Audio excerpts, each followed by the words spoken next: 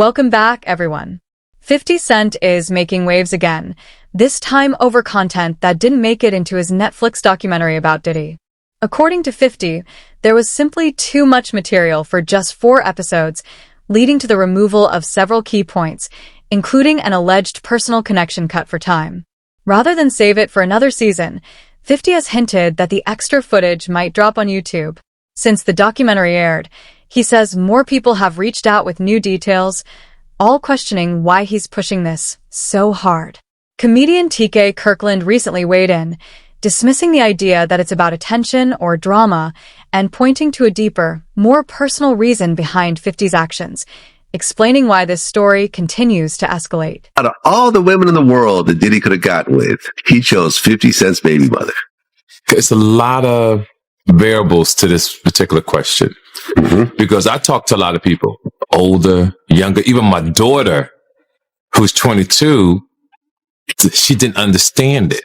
So people give their opinion based on what they've experienced and their environment, people they've been around.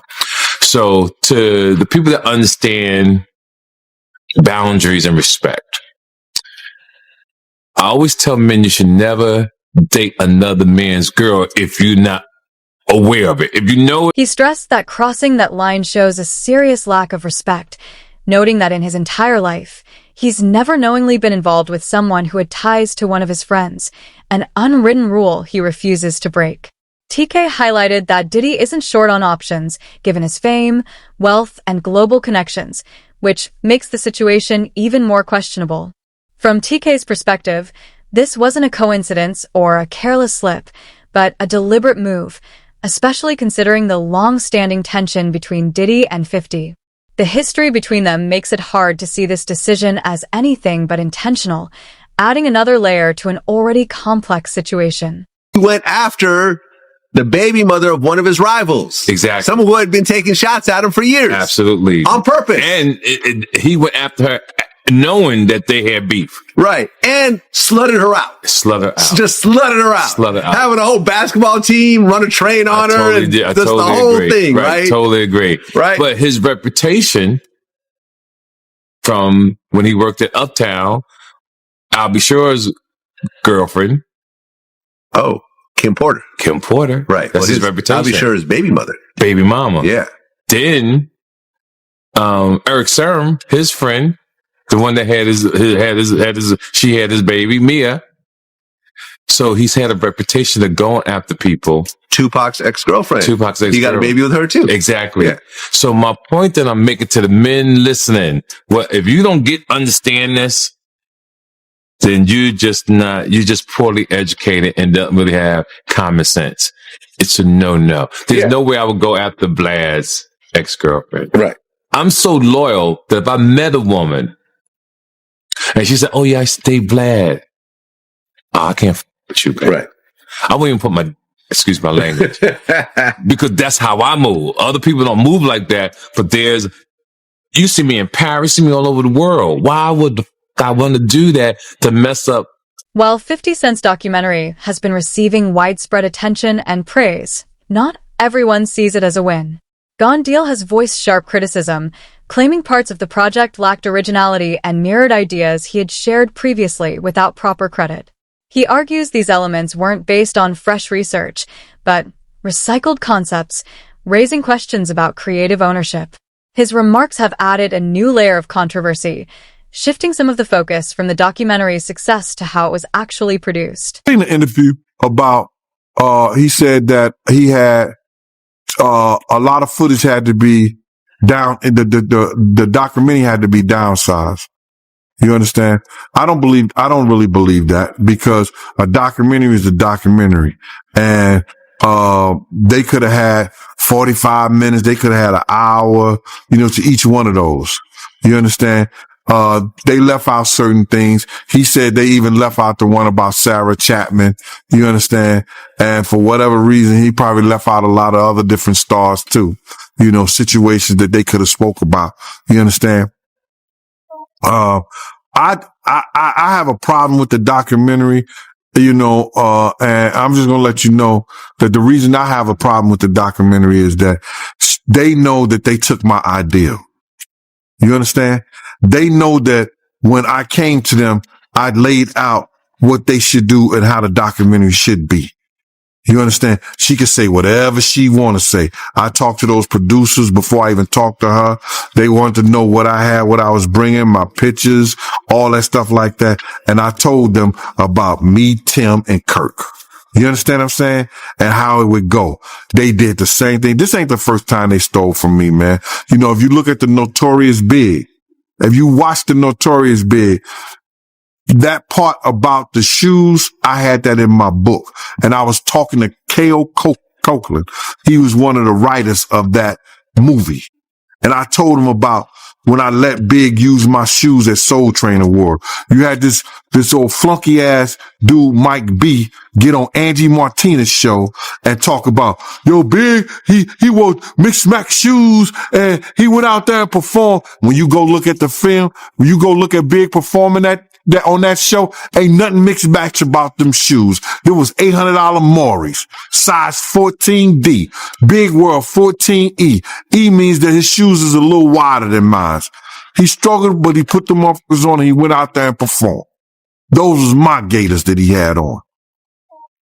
You understand? They did a little skit trying to disrespect me in the movie. You understand? And they said something about, He also weighed in on the buzz about 50 potentially releasing more material online, suggesting that if additional content appears, it might be unstoppable. Gene believes that if there were a real way to shut the documentary down, it would have happened already, which, in his view, says a lot about the current balance of influence behind the scenes. The fact that it's still available speaks volumes, raising questions about how much authority Diddy truly retains and how much of that power may have already diminished. Clip 5. Gene also discussed what he called Diddy's long-standing fixation on Tupac, suggesting it wasn't just a passing concern but something that influenced many of his decisions over the years.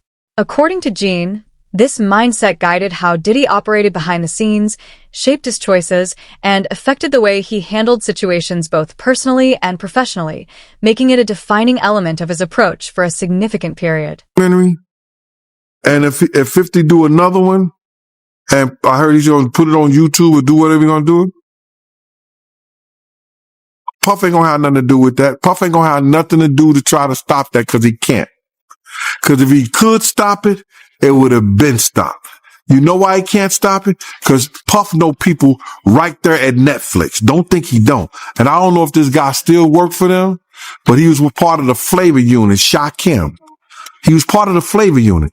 He was good friends. He was cool with Puff and them. Flavor unit and them, Queen Latifah and them, they was cool with Puff. If Puff would have sent a cease and desist over there and they could do it and he had the power and they wasn't right, they would have been done it. You see, it's still rolling, right? It's still going on, right? He ain't got that power no more. You understand? Now, could he sue them because they use his likeness or use something and stuff like that? I don't know. I'm not that versed in they using him. You understand? If they can steal your whole damn idea, your whole damn ideal, why can't they steal your whole damn intellectual property? However, the documentary isn't without its gaps. One detail that stood out to many viewers was how little attention was given to Kim Porter. As Diddy's longtime partner and the mother of his children, her presence in his life was significant, yet her story received only a brief mention. She passed away unexpectedly in 2018 at 47, with pneumonia listed as the official cause, but her sudden death continues to spark public discussion and lingering questions. Many felt her absence left the documentary incomplete, highlighting important parts of the story that remain unexplored. I did see the interview that 50 did with Sherry, and he was talking about he didn't release the video about Puff having a kid by Kim Porter's friend, Sarah Chapman. Now, we all know that she used to date Tupac. You understand? So either he got her because he wanted some remnants of Tupac. We don't know. But it seemed like every dude that he had some kind of disdain, dislike, or that he idolized in a sense, he wanted their girl. Or he wanted to be a part of their girl. I don't know why. Yo, bro, this dude was, I don't know if he was in love or in hate for Tupac. He wanted to be an actor. He auditioned for Juice. But Pac beat him out for that Bishop thing. You understand what I'm saying? He wanted to be a part of that. Just go, and not so many years ago, when Puff started getting into that drugs and started using drug stuff, he started revamping some of Tupac's speeches. And if you think I'm lying, go look at the Grammy speech he did. Go look at a couple of speeches he did. It was the same exact words Tupac had said. That he was going to start this whole revolutionary of our people. That's Tupac. Black Lives Matter, the Black Liberation Movement, that was Pac. The Black Liberation Movement. Black Lives Matter? Come on, bro. This dude, everybody know that he had some kind of, I don't want to say disdain taste, but he had some kind of, I don't, jealousy of Tupac, bro. She had a front-row view of Diddy's world, from his personal relationships to business moves and moments that never reached the public eye, yet the documentary barely acknowledged her. Multiple accounts suggest her story was intentionally avoided, possibly because it was seen as too sensitive or controversial to address directly. Gene, who knew Kim personally and looked out for her on several occasions, believes she understood far more than most realize. In his view, excluding her perspective removed a crucial layer of context, leaving the overall narrative feeling incomplete despite her central role behind the scenes. Do you think that Diddy importer? Absolutely. Why? Because of all the videotapes, because of the book, because of all the people she gave copies of her book to, or at least chapters, because of everything that she had on him, because of the tape that she used to blackmail him into a relationship and into a raise of him being sodomized by Andre Harrell. And I am not saying that allegedly, because I heard her and Kim Moore talking about it in the booth of the bathroom while snorting cane. None of that insight made it into the documentary, which reduced Kim's presence to a few photos and a brief mention as Diddy's children's mother before quickly moving on, a silence that felt striking given her central role in his life. For someone so deeply involved behind the scenes, that omission left many viewers questioning what was left out. Mark Curry has also spoken publicly about a tense situation involving Kim and Diddy, claiming Diddy had ways of monitoring her private conversations and reacted strongly when he heard things he didn't approve of. Mark recalled an incident where Diddy became enraged after learning about a phone call Kim had with producer Shakir Stewart and later confronted him at a public event, creating a hostile situation. Moments like these, according to Mark, highlight a controlling dynamic that the documentary failed to address, raising concerns about the stories intentionally left untold. There's alleged that she did have a book and that her book was about to come out. And she was talking about all the perils, everything that she went through in the music business and with Diddy. All the men that they slept with together, because there were men that they slept with together. There were swinging times that they slept with together.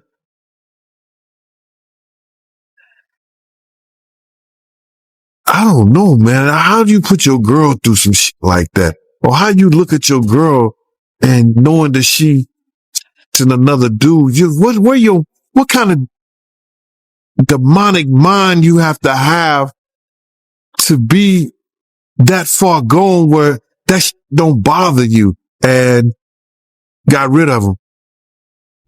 They swimming with the fishes. Wow, man. So she was about to expose all that in her book, them sleeping with men together.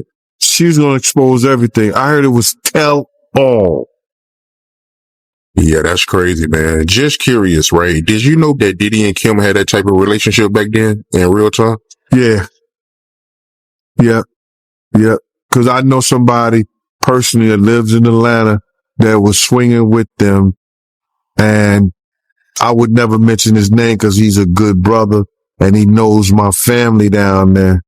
You know, he knows my family down there, and I would never, put his name out there like that.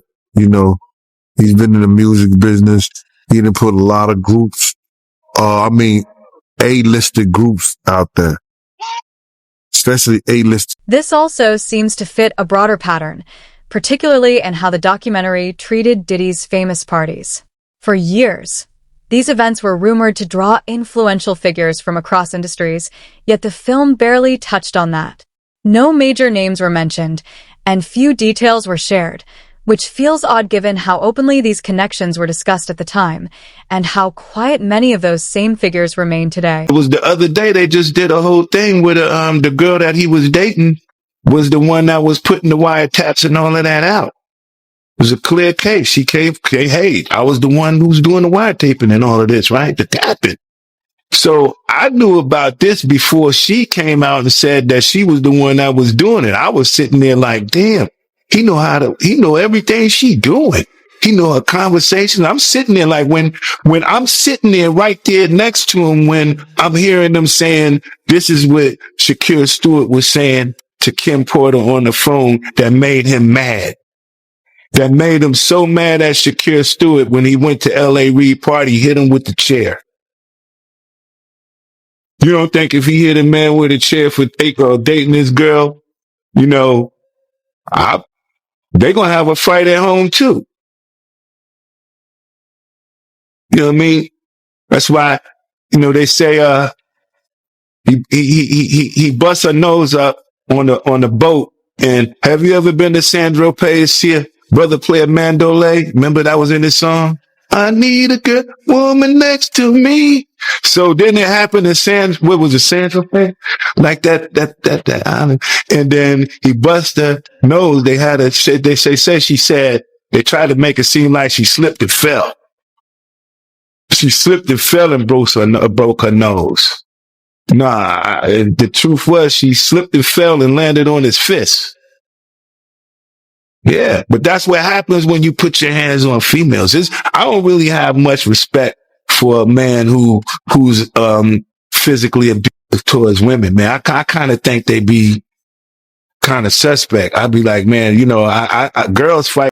Jaguar Wright has also pointed out that people often focus too much on Diddy's music career while overlooking the influences that shaped him long before fame, saying the real story starts in his childhood home. She explains that during his early years, his mother was often preoccupied with her own life, with different people frequently coming and going, creating an unstable environment. Jaguar believes that growing up around constant, unfamiliar faces can deeply impact a child's mindset and development, leaving lasting impressions well into adulthood.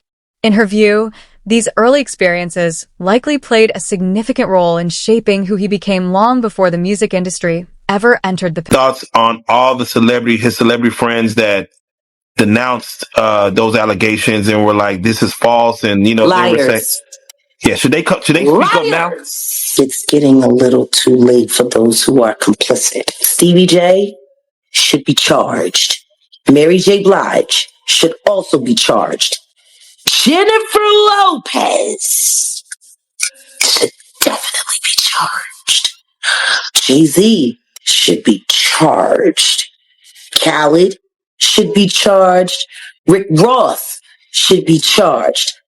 Usher should be charged and tried with him. Or for Justin Bieber alone. Jaguar also noted that Diddy has openly expressed a sense of pride upon learning his father was known for a risky, street-focused lifestyle, and she believes that reaction is very revealing. In her view, embracing that image rather than questioning it shows how deeply those early influences shaped his mindset, values, and sense of identity, offering insight into how his past continues to resonate in his actions today. I knows what he saw and what happened to him in his own mama house. All of those strangers, them up involved, looking around, seeing what was going on. And let's just be clear, it sounds like her house was a house of, professional freak-offs. So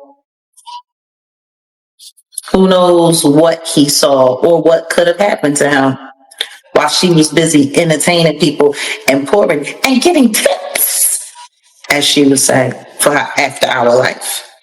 Oh yeah. He was. I'm gonna say he was surprised to hear that. School bus driver. No, was he surprised or was he like, zip it, you talking too much? Because that's what it looked like to me. It looked like you talking a little bit too much. They don't need to know about that. While she was sitting up there, because I was a bus driver and I was this, and I worked at the after hours. And I would pour them drinks and they would give me. She connects that mindset to how hip-hop later glorified similar figures, noting that many rap personas drew inspiration from classic movie characters representing power, fear, and dominance. Jaguar believes Diddy didn't just admire that image from afar. He felt personally connected to it because it reflected the environment he grew up in. According to her, that connection went beyond music or branding and shaped his self-perception. She also highlighted his relationship with his mother, describing it as unusual and unsettling, suggesting an underlying factor that added a haunting layer to the story she was outlining. In Sean's own words, in Diddy's own words, he had said he had a sigh of relief learning that he was the son of a hustler or a gangster. Like he wanted that status. He wanted to say that he was a sigh of relief is a wild thing to say. That your daddy was a gangster or a hustler. That's what you heard that he was. Well, I mean, like Tim said, they had a bunch of blaxploitation movies being played around the house all the time. They grew up with the Mac playing. They grew up with Superfly playing. Like, I mean, if that's what you got going on, you got two women in the house and there's no men around, and these are what the little boys are watching. You got basketball players coming over late at night. You got hustlers coming over, PIMPs coming over, women who look like they were modeling for Jet Magazine coming over. Like, it sounds like the nature of the environment is what shaped their perception of what cool was. So yeah, I mean, I'm sure for him it was, oh man, that's who my dad was. So I'm sure for him, it made him feel good because all of that stuff that he was watching, he really came from that. But that was really his legacy. And yeah, I'm sure for him it felt good to know that his dad was this big hustler who turned out to be a snitch, who got his brains removed from his head in a very, very